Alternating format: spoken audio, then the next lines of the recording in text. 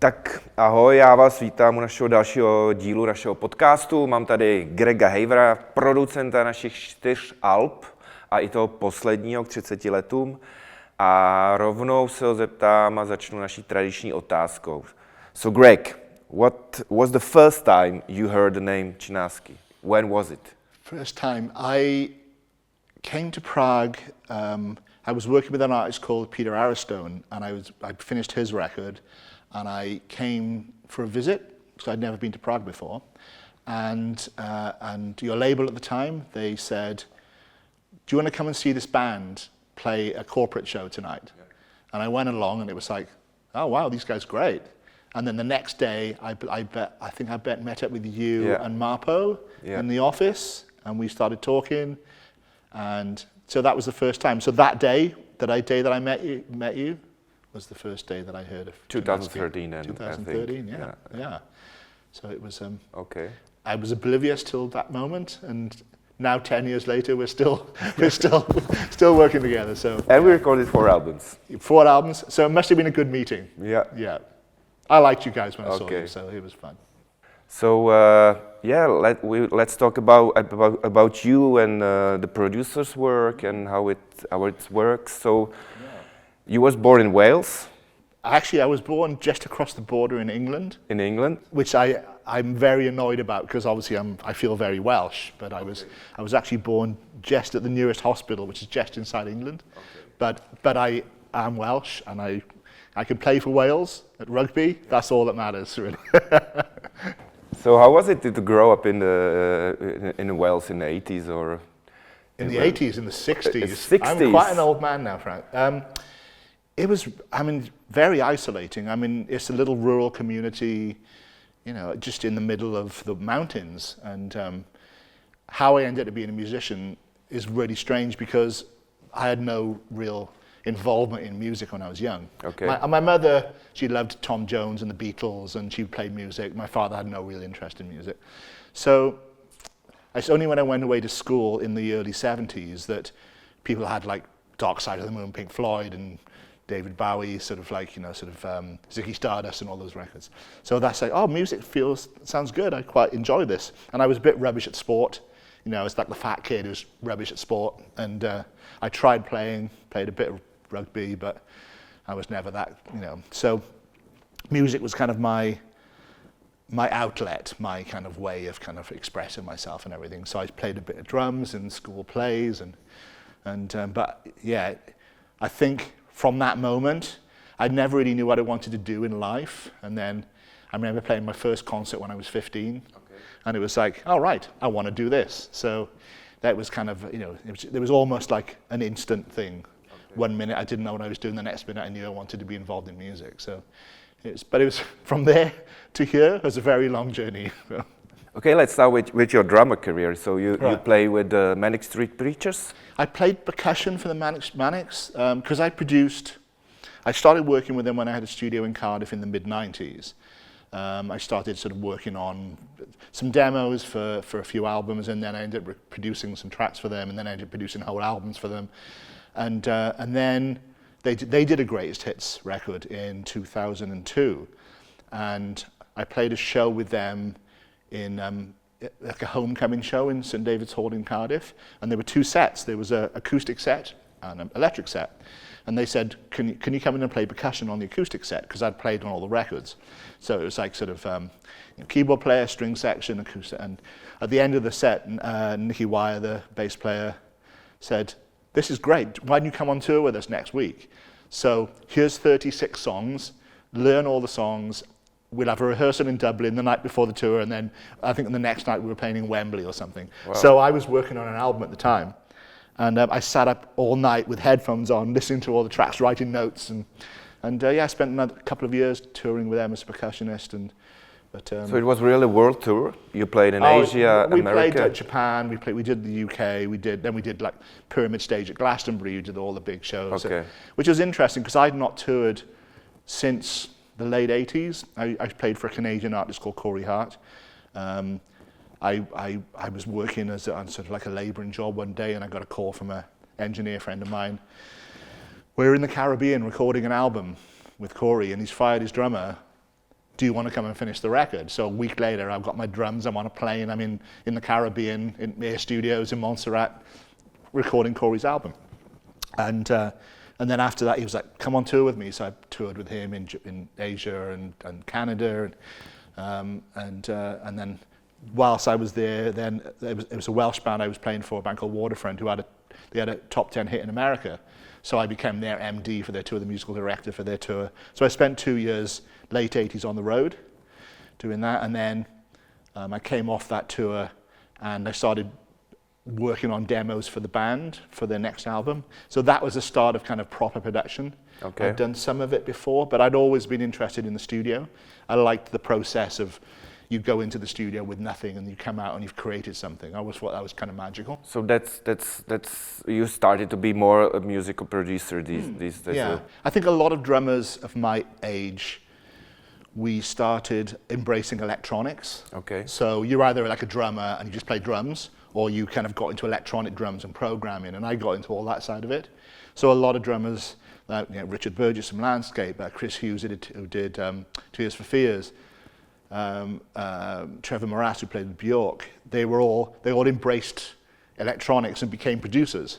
So a lot of drummers of my age became record producers through that embracing of technology. And so that was my kind of path in. But really, it was only from when I started doing the Manic Street Preachers records. That was kind of like, they were big records, so my profile was raised. That was the breakthrough. Yeah, that was my breakthrough. So it was like an overnight success after 20 years of learning the job. Okay. So yeah. So how many bands and songs did you produce from them then? I did. I started working on This Is My Truth album through Know Your Enemy, Lifeblood, Send Away the Tigers, Lipstick Traces. So 5 albums.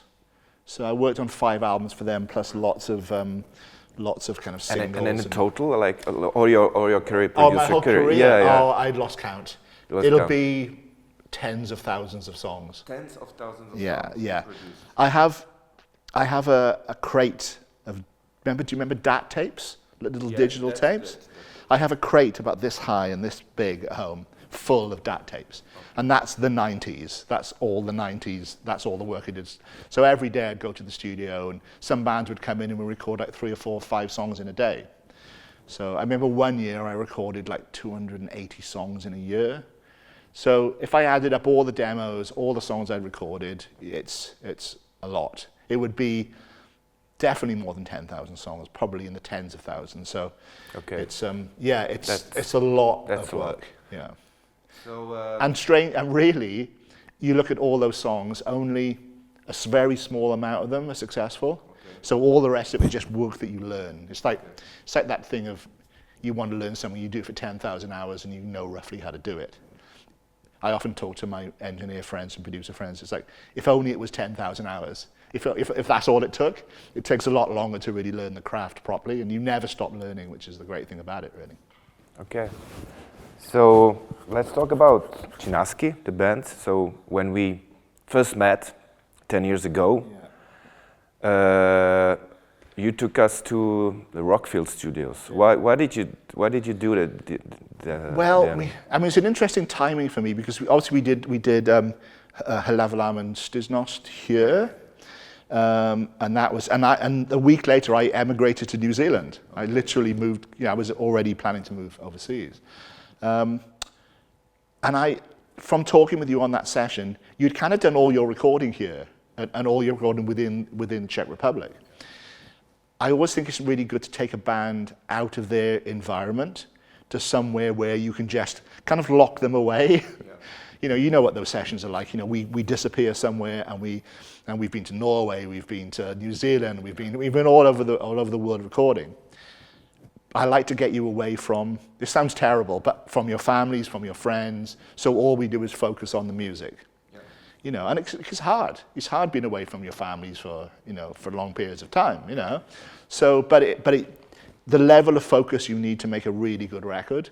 You need to be in the moment and in that record recording it. So, and Rockfield is kind of, I mean, it's one of the world's most iconic studios. It's kind of up there with Abbey Road and Electric Ladyland and all these studios, because it's been there for 60 years. The amount of amazing records that have been recorded there. Musicians get very inspired being in that space. And I just thought it'd be good for you guys to go there. And it was. And can you tell me some stories from who was there? You told this to us, but tell it to there was. To the. Well, obviously, Queen did their first two albums. They had Night at the Opera, and I can't remember what the other one is. But Bohemian Rhapsody was recorded there. So that's probably the most famous song that's ever been recorded there. I believe it was written and recorded there. But also, Chris Martin wrote Yellow for Coldplay. Coldplay did their first album there. Lots of bands go there to do their first couple of albums, and then they get rich, and they go to America or the Caribbean or something. Okay. But the first two Oasis albums were recorded there. It's where Liam attacked Noel with a cricket bat. Okay. The Stone Roses spent a year and a half there recording The Second Coming. A year and a half? A year and a half, and there's this great story about Marnie, the drummer, had hired a car for the album, for the length of the album. By the time that he finished the album, he could have bought the car 5 times over. Okay. But it was like completely trashed. The door was missing off the back. So at the end of the record, they burnt the car in the courtyard. There. They set it on fire in the middle of the quad.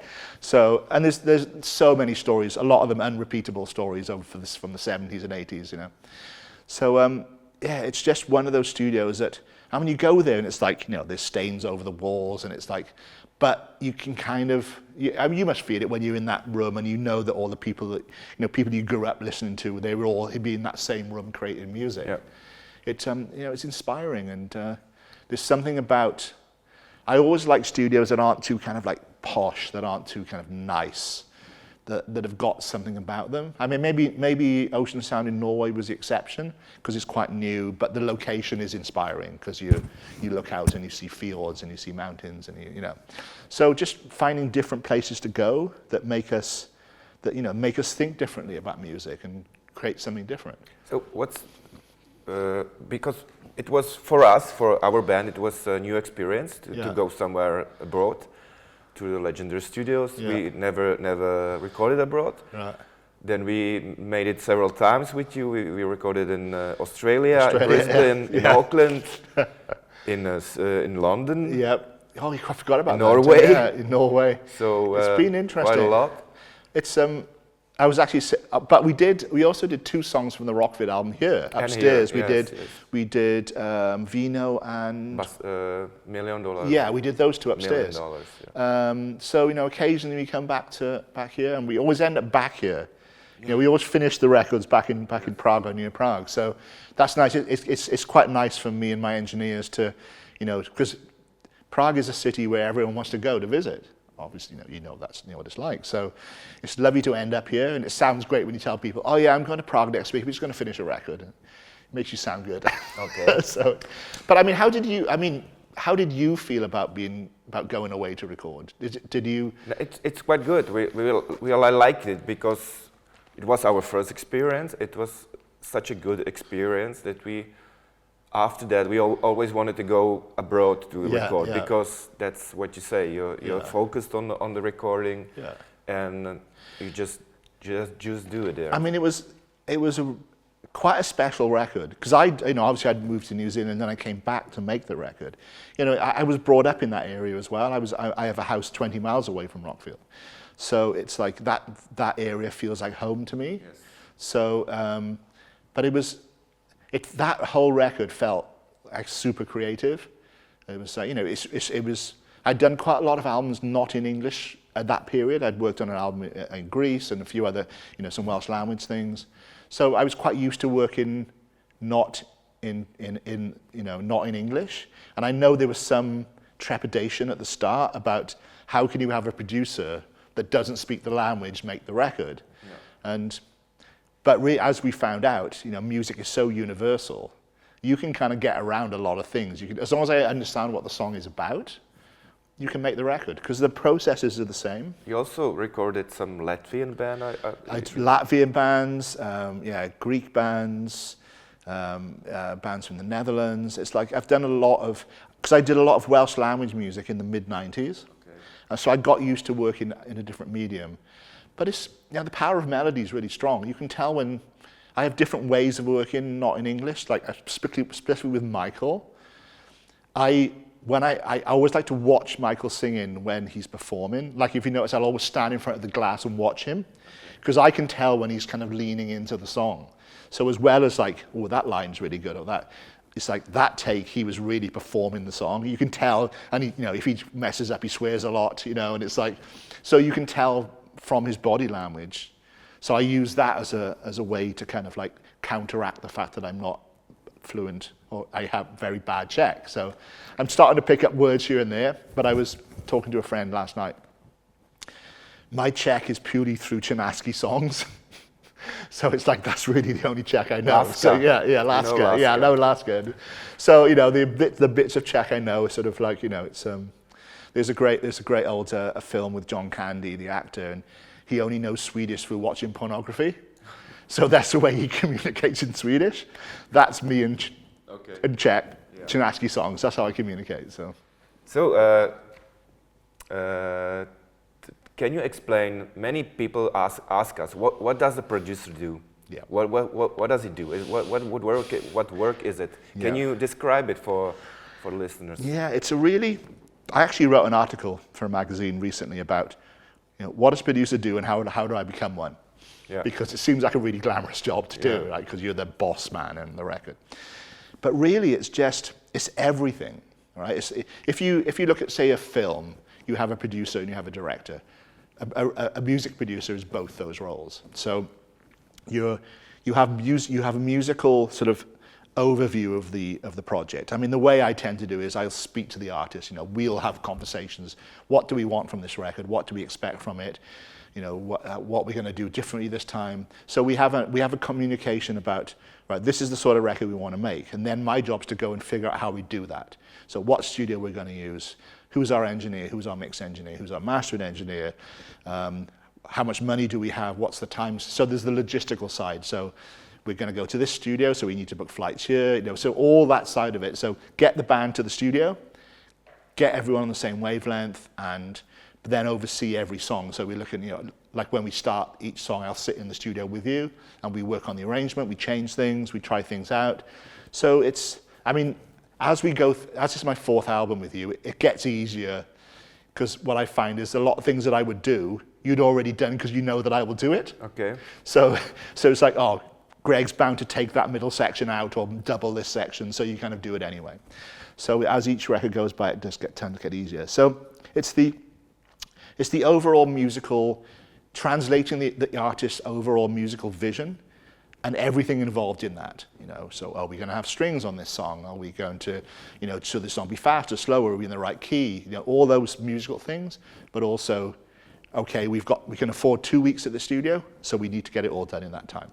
So I'm constantly like, I make big boards of, as you've seen, a big board of kind of, it's daunting at the start. You look at it, there's a list of songs and nothing. It's like, there's a lot of work to get through. So you make these crosses. Just crosses as we get through everything. Yeah. So, and it's quite satisfying as you go through. So, and and I make notes down the side, so I know. You do it every recording? Every recording. Yeah. These choke boards. I do the boards, yeah, because it's the only way to. Because I know in my head what we need to do each day. I don't tell the artist what we need to do, so I don't want them to feel pressured that they have to get that done in the day, because some things take longer, and some things you might want to re-record something.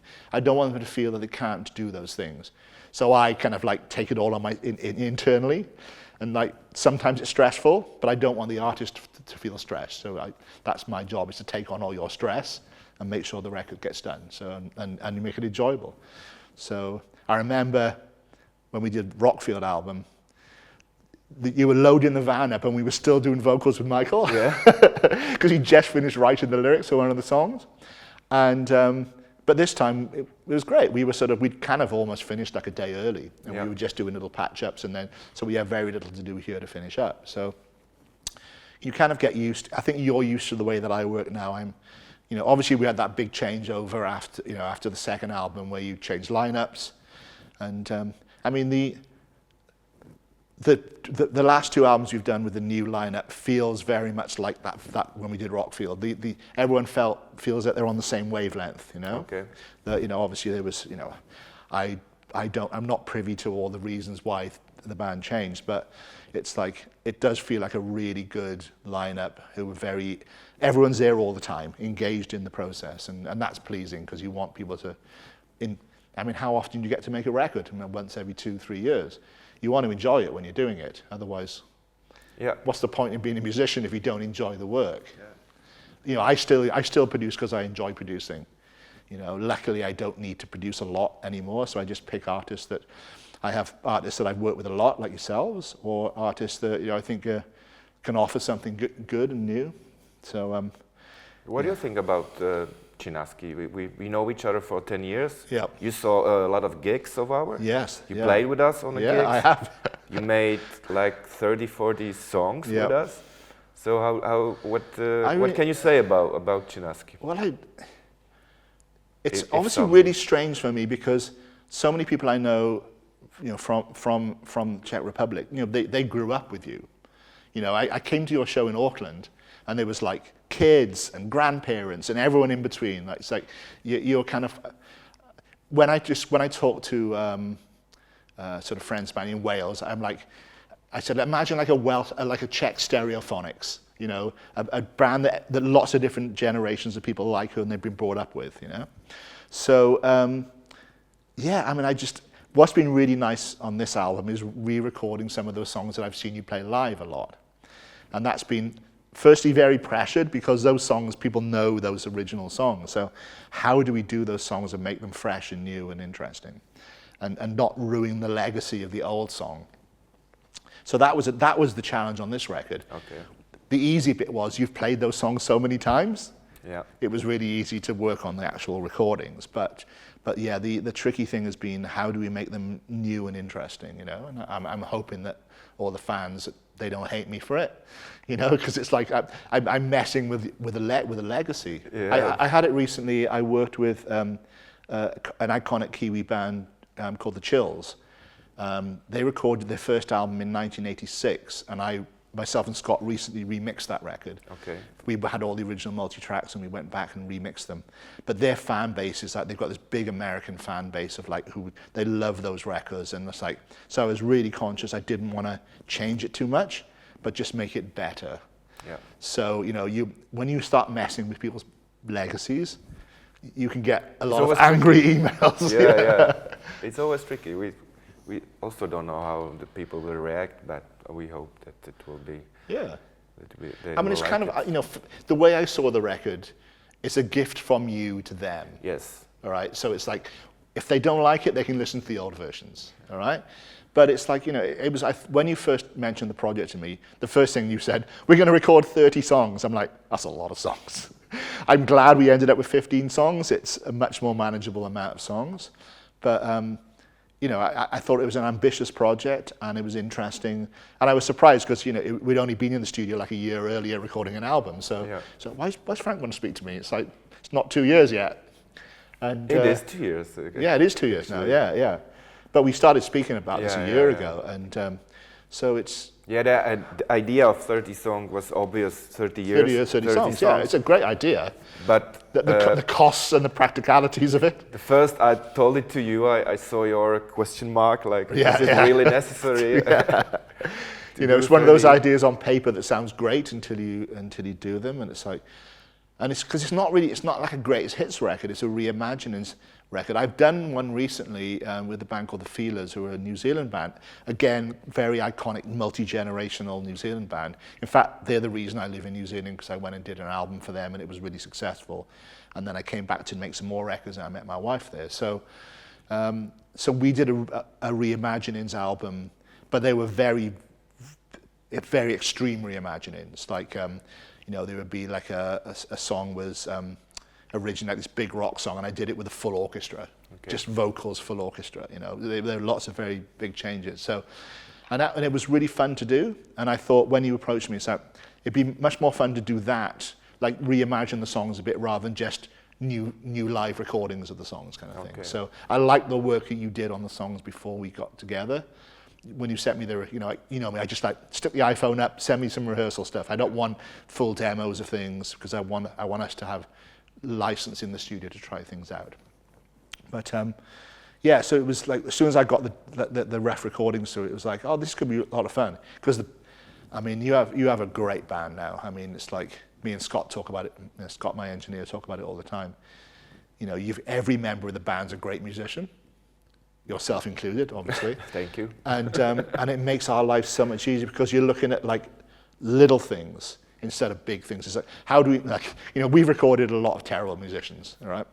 I will not name any names. But, you're trying just to get them to play the song right. You guys come in and you play it great. So then you're looking at, right, how do we change that guitar tone? Should we just change that one drum fill? Do we, and being myself and Scott are both drummers, so Lucas comes in, he plays it through once. It's like, oh, that's good. Maybe we should do one more take. He's just so good and such great creativity that's really makes our life a lot easier. Thank you. Then it's because you play live so much. You can tell bands that play a lot of gigs because they have like, I'd listen to the drum part on its own. That's a bit of a strange thing to do. And then you put the bass guitar in, and you can obviously Lucas and Tommy they've really worked on those parts. And it's like, oh, it makes sense now. I can see what the guys are doing. Whereas a band that's just played the song once or twice, some of the new songs we have to dig a bit harder for. It's like, I know Michael's very conscious of making sure that the new songs sound like Chinaski, because we've tried some different things out on the record, and it's like, I can see he's very aware of the legacy. I'm sure you are, of the legacy of the band, and making sure we don't do some crazy pop country record. It still needs to be a Chinaski record. But yeah, it's been. I wouldn't keep coming back if I didn't enjoy doing it. Okay. Thanks. So it's like And it was great work with you, of course, again. So we liked it too. But it was interesting. I actually think because we did one record we didn't work together. I did two, and then we did time off when you had the new lineup, and I think it was. Firstly, it's always nice to get asked back. I never worry about not doing it all the records because I think it's important for bands to go and try things out and try different approaches. But it's always pleasing when you get the phone call. Do you want to come back and make a record? So it was like I'd kind of thought I've made two great records with a band. I'm very pleased with what we've done. If that's all we do, that's great, And then we've done two more. So we work pretty fast. I like to get through the work quickly because I like the momentum and everything. So I think that seems to suit you. You all have families. You want to get home. You want to, We don't want to spend months in the studio. I don't want to spend a month in the studio. I don't want to spend a month in the studio. I just like doing things quickly. So if and then go away for a week, come back, a few patch-ups, and we're there. It's cheaper. It's more exciting. You don't get to the end, you're like, I can't listen to this song one more time. I've been on albums for like a year and a half. You get to the end, you're like, I don't know anymore. Is it good? Is it bad? I don't know. Okay, yeah. It's like, interestingly, I have a record coming out in April, the 20th anniversary of a Manic Street Preachers record, an album called Lifeblood, which was, at the time, a weird record for them because it was quite electronic, quite strange, and some reviews are good, some are not. There was mixed feelings about the album, but it's become this like legacy record, and all the fans love it.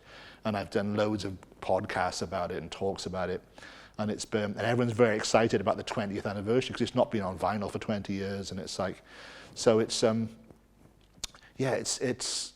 sometimes you just kind of like. You don't really know how good a record is until you've people have had it for a while. Yeah. I thought I'd messed up, and then James from the band phoned me up when I was in Berlin in September. We've gone back to this record and we never really said thank you. It's a really great record. I'm like, great. Well, took you 20 years, but you got there in the end. But you get affected by, you can make a great record, and if it doesn't do well, you kind of like think, oh, maybe it was rubbish, but it's everybody gets something out of music, you know. Yeah. You know, there's. I mean, how many albums have you made now? 13 albums, I think. Wow. Yes. Yeah. It's a lot. Or 12. 13. 30. Yeah, 13. Yeah. So Yeah, but we always say the same. Like the time tells you if the song is good or yeah. not. Yeah. Only the time. You know, you can't see it on the day you record it, No. or it just. So why did you pick the songs that you picked for this record? Yeah. There's a lot of songs to choose from. They're not they're not the famous ones, the Right. most famous ones. Right. They're not the singles. You're right. So there are more songs which have no video, have no. Right. So we wanted to right. record them and make a video for them. Right. Or they're just songs that were successful with our fans. Yeah. Yeah. In some way, they like it, and it was never a single. They never played it in radios, but Right. the fans like it. Yeah. Yeah, So- because a lot I recognize from the shows. Yeah. There's quite a few that sort of that So we played, most of them we played on the shows. Yeah. Some of them not, but yeah, most of them. So that was the idea, yeah. So how when you were looking at new songs to go with them, how did you decide on those songs?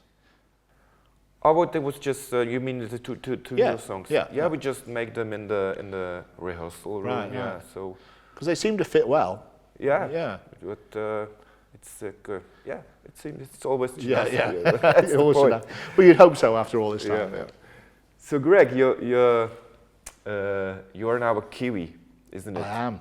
So you live in New Zealand. I'm a Welshman and a Kiwi. I have both passports. So how does the music work in New Zealand? Because we talked about it. It's a small country. There's the limited bands, Yep, limited places to have Yeah, shows. So yeah. how does it work there? Well, amazingly, it's quite a healthy music industry there. It's like there's a lot of really great musicians, really creative people, but also there's a lot of support for the creative industries. I think it goes back to film and TV. With only 5 million people living in the country, industries can't necessarily support themselves. So there was a push like 30 years ago to get more New Zealand music on radio. So there was an organisation called New Zealand On Air that was set up to sort of get more New Zealand content on film, TV, radio. So you might see, if you see a New Zealand film, it might say they have an NZ On Air logo on it. But if you think about, the success that Peter Jackson's had with Lord of the Rings and Where to Workshop and Park Road Post, it's like you've got a world-renowned creative sector working in New Zealand. People go, they're like, James Cameron now lives in New Zealand. He's doing all the Avatar movies there. Okay. So you've got a really strong creative sector, and that's well funded by various different organizations. So I do a lot of work sort of trying to help young producers and musicians, sort of access funding. I've set up a few funding schemes. I assess a lot of funding grants. So I help the industry sort of like target where that money should go. Which is not why I moved to New Zealand. I moved there firstly to take a break because I'd been very busy for like 5, 6 years leading up to it. And my wife wanted to spend some time back at home with the family. So we moved there and I ended up working on a lot of these programs, and then without really looking for production work, and then people found out, they look at the records I made, and I keep getting asked to make records. I keep trying to retire, and then people keep phoning up, you phone up, people phone up, you want to make the record. And so, it's a really healthy industry, and it's there's a lot more creative people per head of population than most, say, the UK. So, And what's the most famous band, New Zealand? Crowded House. Crowded House. Yeah. It's so anything that Neil Finn's done, really. Whether it's Crowded House or the Finn Brothers or Split Ends. I guess. But you've got Lord would be probably as well. Lord is really successful. There's a producer called Joel Little who produced Royals. He wrote and produced Royals for Lord. I remember Joel when he was an 18-year-old sort of punk rock singer, and I was in a band and I produced his first ever single. Okay. Now he produces Taylor Swift records. So Taylor Swift. Yeah. So he's obviously New Zealand's most successful producer. Okay. But he's also set up a foundation that helps young producers, and so there's a lot of people putting back into the industry, which is great. So which I felt the need to do that, and obviously Joel does a great job with his foundation, and he's got studios and live venues and things like that. So. Yeah, we're quite a tight-knit industry. Okay. So it's I feel much more sort of grounded in the New Zealand industry now than I do in the UK industry. I still have a manager in London, but really it's sort of I think New Zealand is probably I'll finish my days there. Okay. But we are going to come back and live in Europe for a couple of years, probably maybe after your show in December or maybe the following year. Just so we can travel a bit more while I'm still young enough and everything. Spend time with my mother, be that sort of thing, really, So not to sort of relaunch my career in the UK. It's So Greg, let's have some optimistic views on the music industry. Like, what do you think? It's all gonna happen with music in the future. Yeah. Where is it going? I do have a more optimistic view than a lot of people about the industry. The music industry has always been at the forefront of technological change. Right? I'll give you an example. So in 1998, I was working in a studio in Wales, up in the mountains, and the engineer said to me, there's a thing called MP3s, and it's going to change the music industry forever. I'm like, bullshit. It's not going to do that. And it did, completely changed. Within 2 years, the whole industry changed. All the budgets we had kind of collapsed. You used to go in the studio for like 40 days, make a record. I remember going to New Zealand for the first time and coming off a Manic Street Preachers record and the Melanie C record, where we had, probably the last of the big budgets to do those records. And going to New Zealand, and it was like, I think the budget was like 120,000 New Zealand dollars, which is about 60,000 pounds, which, what's that in euros, 70,000 euros or something. And I remember thinking, I can't make a record for that. Now I'd have to make 4 or 5 albums for that amount of money, all right?